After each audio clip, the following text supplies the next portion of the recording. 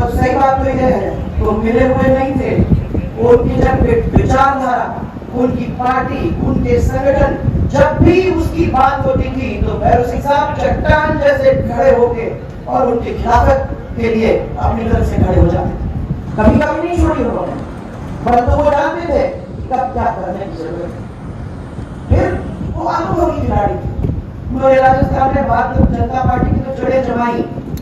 अपनी योग्यता की वजह से 3 बार तो अपने मुख्यमंत्री रहे और हमारे इस देश के उपराष्ट्रपति भी बने। मैं आपको सिर्फ इतना ही कहना चाहती हूँ कि 1985 में मुझे धौलपुर से टिकट उन्होंने बुलाकर दिया कि तुम धौलपुर से लड़ो, और पहली बार मैं भारतीय जनता पार्टी की विधायक बनी। उसके बाद 1989 में जब लोकसभा का चुनाव आया तो उन्होंने मुझे बुला के कहा कि भैया तुम्हें चुनाव लड़ना है। मैं विधानसभा में थी, तुम्हें चुनाव लड़ना है और मैंने तय किया है कि तुम झालावाड़ जाओगे। मैं बहुत दुखी हुई। मैंने कभी झालावाड़ की सूरत देखी नहीं थी, मुझे नहीं मालूम था कि क्या था। मैं धौलपुर में खुश थी, उनके साथ में खुश थी, पर उन्होंने कहा कि तुम्हें जाना है। और जब उन्होंने तय किया तो मैं समझती हूँ कि उनकी तो जो भी सोच है वो सोच उपयुक्त होगी, क्योंकि वो इस प्रदेश का चप्पा चप्पा जानते थे और उनके आदेश को हम वैसे भी टाल नहीं सकते। झालावाड़ में पहली बार सांसद बनी, उनको धन्यवाद देती हूँ मैं आज कि उन्होंने झालावाड़ जैसे क्षेत्र से मेरा नाता जोड़ा। 34 साल तक हमारा सुखद रिश्ता आज तक चलता आ रहा है। ये खाली भैरव सिंह जी कर सकते थे। मैं कई बार महसूस ये करती हूँ कि झालावाड़ भेजने का निर्णय उनकी दूरदृष्टि थी। मैं वहां से विधायक तो बन गई और वहां से विधायक बनकर ही इस प्रदेश की पहली महिला मुख्यमंत्री बनी। ये उनकी दूरदृष्टि किस्म के व्यक्ति थे, वो तो हम और आप सब जानते हैं। उन्होंने कोशिश करी, परंतु गलतफहमी पालने वाले कांग्रेस इस चीज के अंदर बिल्कुल ही सफल नहीं हुए। उनके सभी राजनीतिक दलों से बहुत ही मधुर संबंध। उन्होंने हम सबको भी यही राय दी। स्वर्गीय भैरव सिंह जी जब मुख्यमंत्री थे तब एक दिन दिग्गज नेता स्वर्गीय हरदेव जी जोशी, उनकी तबीयत खराब हुई। एसएमएस में उनको भर्ती कर दिया गया। आदरणीय स्वर्गीय भैरव सिंह जी घंटों जोशी जी के पास एसएमएस जाकर बैठे, उनकी कुशलक्षेम उन्हें पूछी, डॉक्टरों से बात की और उनको सांत्वना भी देने की बात करी कि उनका पार्थिव शरीर स्टेट प्लेन से वापस राजस्थान के अंदर आ जाए। एक बार हरदेव जोशी ने भैरव सिंह साहब को फोन किया और उन्होंने कहा कि मैं आना चाहता हूँ, मिलना चाहता हूँ, मैं आपके ऑफिस में आता हूँ। भैरव सिंह जी ने कहा था आधा घंटा रुक जाओ। विधायक बनी तो वो नेता प्रतिपक्ष थे। मैं बोलने में बहुत झिझकती थी। आजकल तो क्या हो जाता है कि राजनेता जब एक दफा थोड़ा सा परिपक्व होने लगता है, माइक पकड़ लेता है तो माइक छोड़ना मुश्किल हो जाता है।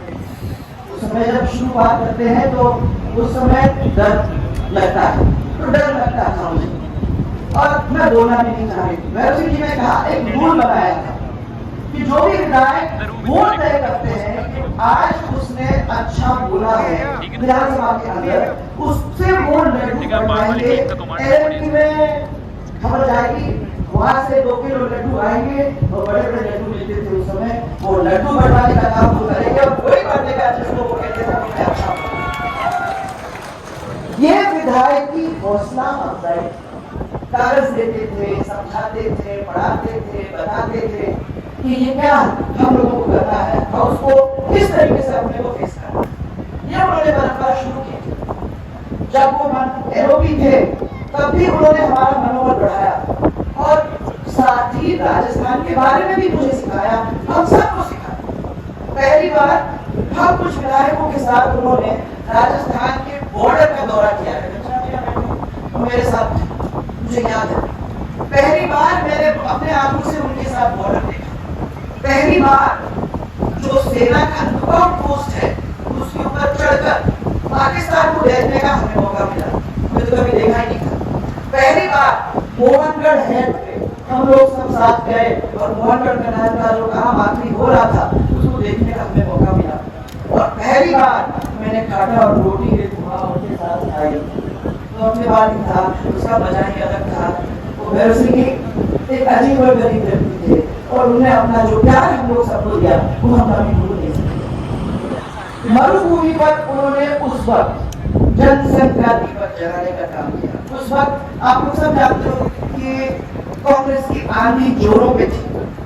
सब लोग कहते थे कि कांग्रेस को तो कोई हरा ही नहीं सकता है राजस्थान, पर उन्होंने मेहनत की, उन्होंने अपनी सरकारें बनाई और उन्हीं की मेहनत का नतीजा है कि जो कभी कभी अदमत में हुआ करती थी भारतीय जनता पार्टी वो 163 तक पहुंची।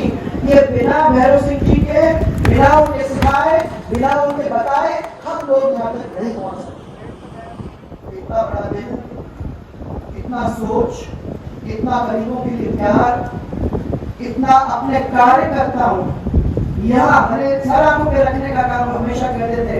ये जो है वो सब हमारे कार्यकर्ता हैं। हमारे कार्यकर्ताओं को कभी मत भूलना, क्योंकि तो यही कार्यकर्ता है जिसकी वजह से आप उस मंच पे बैठे। मैं आदर के साथ आज उनका याद करना चाहती हूँ और मैं विश्वास सबको भी ये दिलाना चाहती हूँ अपनी ओर से हम उनके सपने मिलकर साकार करेंगे। ये हमेशा हमारा प्रयास रहेगा और भविष्य में भी हम लोग ये करते रहेंगे। हमारे प्रेरणा स्रोत, हमारे राजनीतिक गुरु वो थे और रहेंगे। और अंत में करीब 2 पंक्तियों के साथ मैं भैरव सिंह जी को श्रद्धासुमन अर्पित करना चाहती हूँ। पिछड़े कुछ इस अदा से, पिछड़े कुछ इस अदा से कि रुख ही बदल गई। एक शख्स सारे जहां को वीरान कर गया। आप सबको मेरा बहुत बहुत धन्यवाद। आज फिर से भैरव सिंह जी को मेरी ओर से, आप सबकी ओर से श्रद्धांजलि के पुष्प अर्पित करते हैं।